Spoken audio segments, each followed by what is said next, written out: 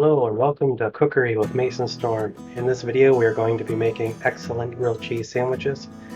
And to start off with, we gotta select our cheese. I have cheese slices here, also known as American cheese. That's what most restaurants use. I'm not particularly a fan of it, so I'm not going to use it. Then I have my old cheddar and my mozzarella here. I think cheddar works better than mozzarella, so I'm going to be using the cheddar. It may be worth using a more exotic cheese like a Havarti or like a Gouda maybe. Actually, I think Gouda is probably my favorite cheese to use in a grilled cheese, but don't have any of it, so this is what I got. Now, one of the things I learned while doing cooking in school was using additives in a grilled cheese sandwich. Now I have my powdered garlic and powdered onion here, and if you just add a little sprinkle of either of them or both of them, it could really take your sandwich to the next level. To begin with, we'll start slicing our cheese. I like to use somewhat thinner slices to make my grilled cheese sandwiches because it's easy to have too much cheese and then it doesn't taste very good. It's just, I don't know, it's really easy to overdo it. Having your slices kind of mimic the thickness of cheese slices, I don't think is a bad policy to follow. Of course, make it the way you like it. I had a friend of mine who used to make his grilled cheese sandwiches by sauteing up like an onion, like just like a small onion, and put it inside the sandwich, and holy, that takes it to the next level, but it's starting to get away from what a grilled cheese sandwich is at that point. I like to use dense bread when making my grilled cheese sandwiches. I typically find that they grill a little bit better. And as far as butter goes, I'm of the butter one side camp, so I only butter the outer side of the sandwich. I know if you butter the inside, if you flip it prematurely, the butter will actually hold the cheese in place to prevent it from falling out. If you've never made a grilled cheese with butter on the inside, I suggest trying it and see if you like it. As far as cheese goes, try to get an even coat and cover the entirety of the bread. Now I'm going to add some of my garlic powder to the sandwich, and now when you're doing powdered garlic like this, you only need a little bit, especially if you've never tried it before. It's really easy to overdo it, so just a little.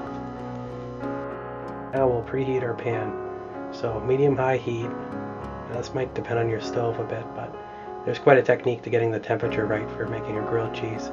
If it's too hot, you'll burn the bread and your cheese won't melt. If it's too low, your cheese will melt and your bread will go soggy, so somewhere in the middle is what you want. Now the technique that I use to tell when to flip the sandwich is I take the top layer off and I look at the cheese and I see how it's melting, because once it starts to kind of melt, then it's time to flip it. First it gets kind of this moistened kind of look to it, and then that kind of spreads more across the cheese, and then at a certain point it's ready for flipping. I generally try not to peek underneath the bread before flipping, because it could shuffle the cheese around and that might kind of screw things up. Grilled cheese sandwiches are quick to make, easy to make, but they still take time, so while we're waiting for it to cook, it's a good idea to go make your side dishes to have with the sandwich. And we'll take a peek again. We can see our cheese is nice and melted, mostly melted anyway, and then we'll take a little peek underneath. Can't really see it on the camera, but it's nice and golden brown, so get up the turner lifter and flip the sandwich. So there we go. Now we're on to the second part. So this side cooks a lot faster than the first because it's been preheated, and your stove, if it wasn't at temperature before, it probably is now. So this doesn't take as long. I'm still speeding this up quite a bit, and every couple minutes or so just kind of take a little bit of a peek underneath and see what you got going on.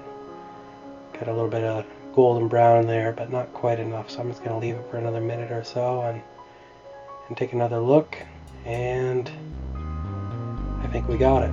So I'm going to take that off the heat now. So now that our sandwich is done, I'll cut it in half and plate it with the side dishes that I made. I just have a salad and some applesauce that I put some cinnamon on, and I usually find that to be pretty good. This is a good breakfast to me, along with a coffee. So in the comments below, tell me how you make your grilled cheese, and stay awesome. Oh, and feel free to subscribe if you want to see more like this.